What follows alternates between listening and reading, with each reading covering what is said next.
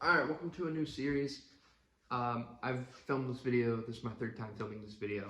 Just want to give you a brief introduction to what it is, and then I'll follow a script that I had just spent an hour writing, because the last two videos were thrown around. But this series will be about the recently relaunched AFL, which stands for the Arena Football League. And in this series, I'll be uploading weekly videos about news of certain teams and what is going around in the league. Which brings me to the name of the series.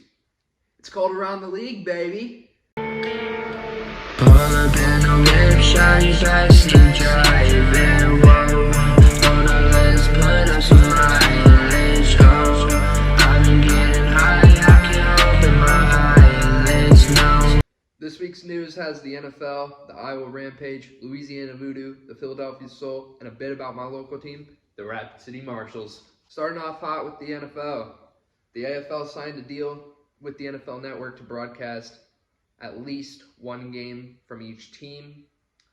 We are now seeing games are getting pulled from broadcasting. The only thing the NFL has said is that they're pulling the games because of unforeseen technical problems. We have yet to hear anything from the AFL. Now shifting focus to the Philadelphia Soul. Reports have said that head coach Patrick Pimmel stepped down the day before the Soul's first game. After that, more than half of the roster was released. Reports have also came in that original ownerships of the Soul have backed out of the deal, meaning that we do not currently actually know who owns the Philadelphia Soul. I myself have heard personal things about the league, and the league is running several other teams because of bankruptcy and ownership's falling out of their deal, and certain other things. The AFL had to sign players for the Philadelphia Soul from the Dallas Falcons of the AL2 in order to replace these players that were released. Which brings me to their first game against Louisiana Voodoo. That field is looking tough, and the environment is looking tough to play in. You may have seen the rebound nets and how they're just strung up on the field with a couple of strings and a makeshift crossbar. I have played and attended a Rapid City Marshals game. These crossbars are top of the line. I do not know what went wrong in Louisiana to make them not have those, but something did. There's been no comment from Louisiana Voodoo or any of that I know of about this or fixing this problem. Now we're going to shift focus to the league itself. The league has had several bankruptcies and foldings under its belt. The current commissioner of the league seems to not really have an idea or a plan for the league. The league's original website hasn't been updated since February, and I guess there's a good reason for that. The league has decided to make a whole new website for the AFL, but both of them lack information, basic information, like schedules, scores, and standings. And I saw a graph that shows the old website's traffic compared to the new website's traffic. And the old website is still getting a lot more traffic than the new website.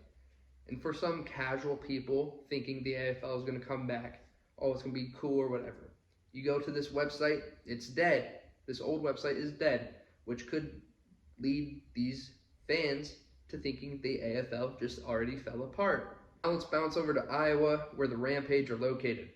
The Iowa Rampage have permanently shut down their operation and their organization because of what they said was empty promises and league failure, which may be true, but there are different reports from an inside player and the owners. The owners basically want to blame the league for shutting down, and the inside player is saying that it's not all the league's fault, and more so the ownerships. We have had very few problems that could be called minor bumps in the road. There was a delayed shipment of jerseys, delayed shipment of balls, which could be justifiable and called minor bumps. The Rampage have put so many good people and great athletes out of jobs, and this is still not for sure on whose side or fault it could fall on. I personally know a coach that coached down there in Iowa. He is now out of a job. He coached the Marshals last year. Speaking of the Marshals, let's go over to Rapid City. Rapid City is home of the Marshals. I'm a big fan of the Marshals ever since last year being in the CIF.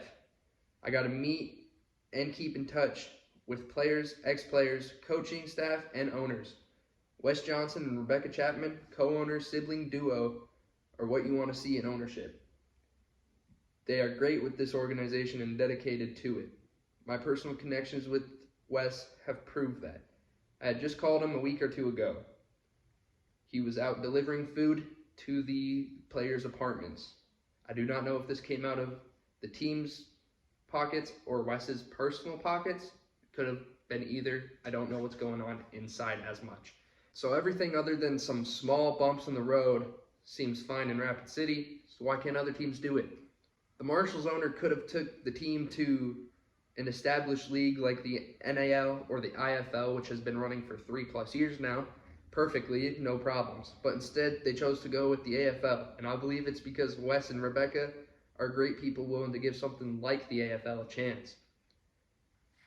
That will be this week's episode of Around the League. Come join me next week to hear more news about the AFL. We hope to have player interviews soon. Let me know what player you want to see first. Peace.